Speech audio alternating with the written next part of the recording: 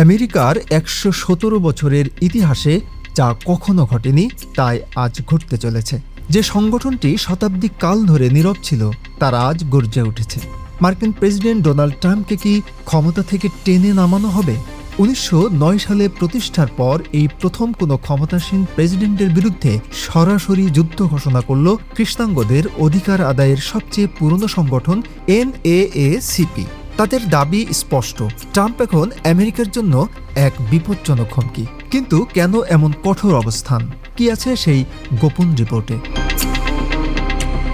NAACPর president Derrick Johnson ট্রাম্পকে অভিহিত করেছেন অযোগ্য, অসুস্থ এবং উন্মাদ হিসেবে। কিন্তু এটি কেবল মৌখিক আক্রমণ নয়, এর পেছনে রয়েছে আইনি জটিলতা। তারা দাবি তুলেছে ২৫তম সংশোধনীর। আপনি কি জানেন এই ২৫তম সংশোধনী আসলে কতটা শক্তিশালী? এটি এমন এক আইন যা কোনো ভোট ছাড়াই একজন প্রেসিডেন্টকে ক্ষমতাচ্যুত করতে পারে। কিন্তু প্রশ্ন হলো, ট্রাম্পের নিজের মন্ত্রিসভা কি তার বিরুদ্ধে যাবে? মার্কিন সংবিধানের ২৫তম সংশোধনী অনুযায়ী যদি ভাইস প্রেসিডেন্ট এবং মন্ত্রিসভার সংখ্যাগরিষ্ঠ সদস্য মনে করেন যে প্রেসিডেন্ট দেশ চালাতে শারীরিকভাবে বা মানসিকভাবে অক্ষম, তবে তাকে তাৎক্ষণিক ক্ষমতা থেকে সরিয়ে দিতে পারবেন। বিশেষজ্ঞরা বলছেন, ট্রাম্পের এই তথাকথিত উন্মাদনার মূলে রয়েছে ইরান যুদ্ধ।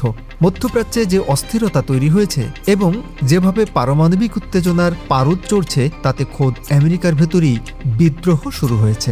ডেরিক জনসন স্পষ্ট বলছেন, যখন দেশের সর্বোচ্চ পদের ব্যক্তি সত্য এবং স্থিতিশীলতাকে অবজ্ঞা করেন, তখন তা পুরো বিশ্বের জন্য হুমকি। অর্থাৎ ট্রাম্পের প্রতিটি সিদ্ধান্ত এখন ল্যাবরেটরিতে পরীক্ষা করা হচ্ছে। আমেরিকার জনগণের কল্যাণ কি ট্রাম্পের কাছে তুচ্ছ? ইতিহাস বলছে NAACP এর আগে কখনো কোনো প্রেসিডেন্টের বিরুদ্ধে এতটা কঠোর হয়নি। তাদের এই অবস্থান কি ট্রাম্পের অভিশংসনের পথ আরও প্রশস্ত করবে, নাকি এটি কেবলই একটি রাজনৈতিক চাপ?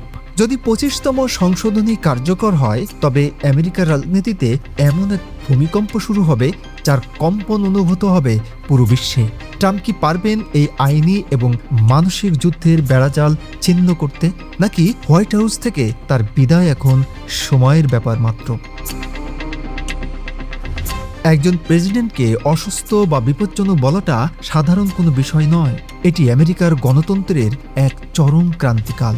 আপনার কি মনে হয়, ট্রাম্প কি আসলেই মানসিক বা শারীরিকভাবে দেশ চালাতে অক্ষম, নাকি এটি তাকে ক্ষমতা থেকে সরানোর একটি ষড়যন্ত্র?